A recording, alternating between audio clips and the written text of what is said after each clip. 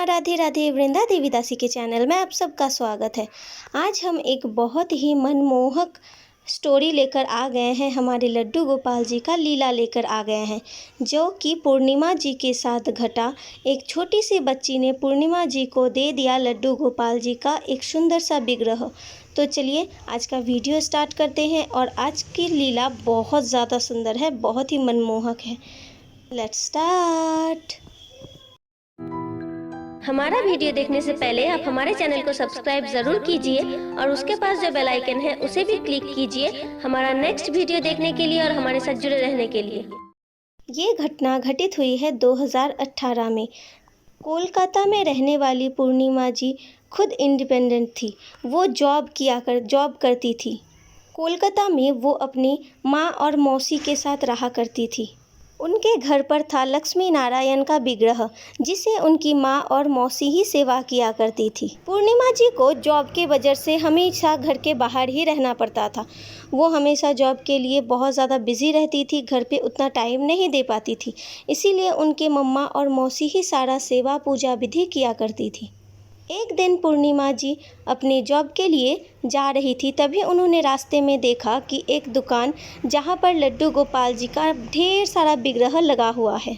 विग्रह को देखते ही पूर्णिमा जी के मन में बहुत ही प्रेम भाव जागृत हुआ और वो पता नहीं कैसे खुद ब खुद दुकान के तरफ बढ़ गई। दुकान के अंदर प्रवेश करते ही उन्होंने देखा ढेर सारा छोटा छोटा लड्डू गोपाल जी का विग्रह रखा हुआ है और एक ही बस विग्रह है जो 10 नंबर का है। 10 नंबर के विग्रहों को देखकर ही उनके मन में प्रेम जागृत हुआ और उन्होंने सोचा कि आज हम इस लड्डू गोपाल जी को अपने साथ घर लेकर जाएंगे।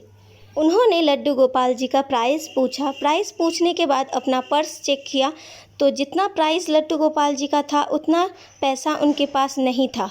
इसलिए उन्होंने दुकानदार से कहा कि अभी हमारे पास उतना पैसा नहीं है, हम अभी ऑफिस जा रहे हैं, कल हम आकर इस विग्रहों को अपने साथ लेकर जाएंगे। दुकानदार ने कहा ठीक है। फिर वहाँ से पूर्णिमा जी अपने ऑफिस की तरफ चली गई। ऑफिस से जब वो संध्या टाइम घर वापस आ रही थी तब उन्होंने दुकान की तरफ देखा तो उन्होंने देखा वो विग्रह अभी तक दुकान में ही था। उन्होंने सोच लिया कि चलो आज तो ये विग्रह नहीं सेल हुआ, इसका मतलब कल सुबह आकर हम लड्डू गोपाल जी को अपने साथ लेकर जाएंगे। फिर वो अपने घर चली गई और उन्होंने सारी घटना अपने मम्मा और मौसी को बताया।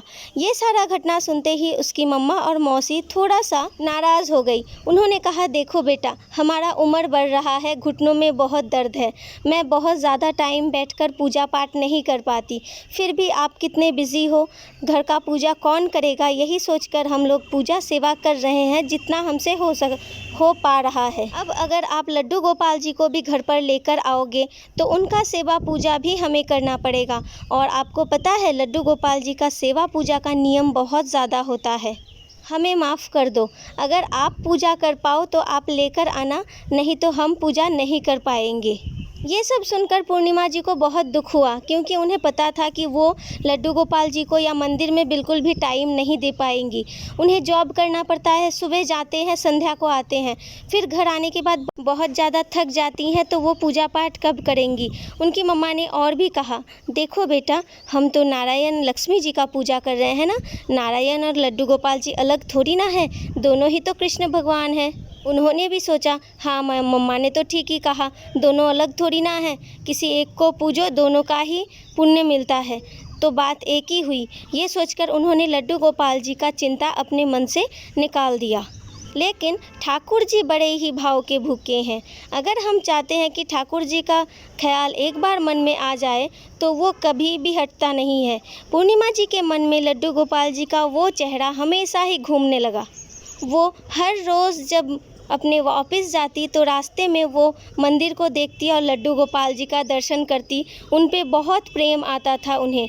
लेकिन घर के प्रॉब्लम के कारण वो लड्डू गोपाल जी को अपने साथ नहीं ले पा रही थी। ऐसे ही बहुत दिन बीत गए।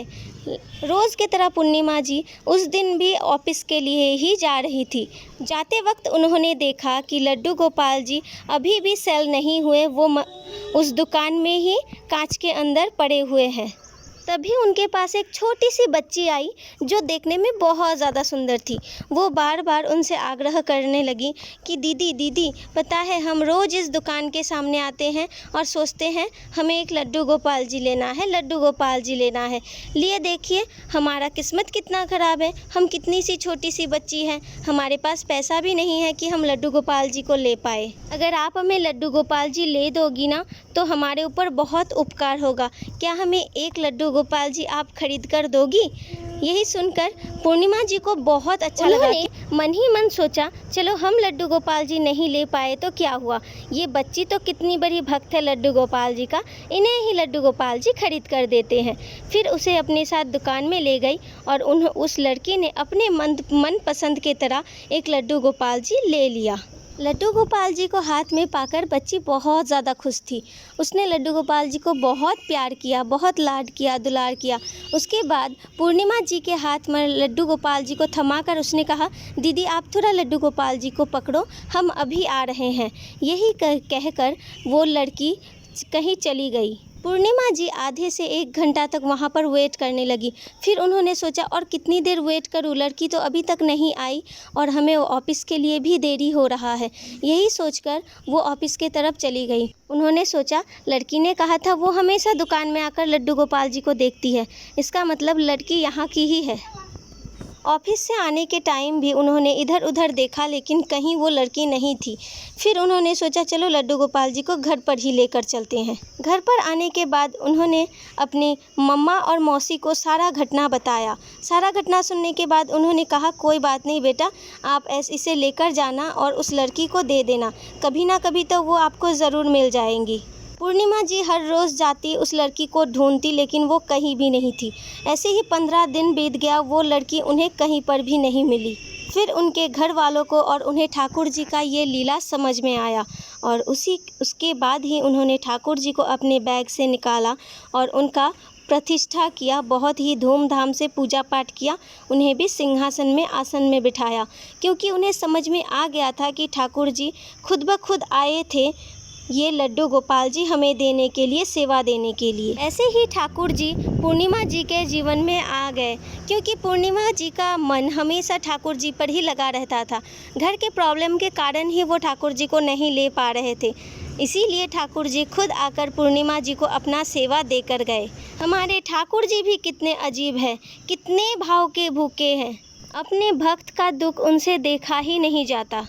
हमेशा वो अपने भक्त के ऊपर ऐसे ही कृपा बनाए रखे, हमेशा हर एक भक्त को, अभक्त को ऐसे ही प्यार देते रहे, अपने आंचल के तले, अपने पलकों के तले, अपने चरण में ऐसे ही ठाई दे।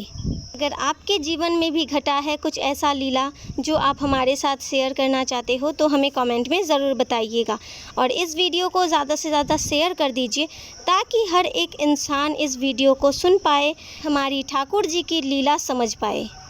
और अगर आप हमारे चैनल में नए हैं तो प्लीज़ हमारे चैनल को सब्सक्राइब कर दीजिए। नया वीडियो देखने के लिए बेल आइकन को भी प्रेस कर लीजिए। मिलते हैं नेक्स्ट वीडियो में ऐसे ही अपने ठाकुर जी के साथ, अपने परिवार के साथ हंसते रहे, खेलते रहे। हरे Krishna, Radhe Radhe. Thank you for watching.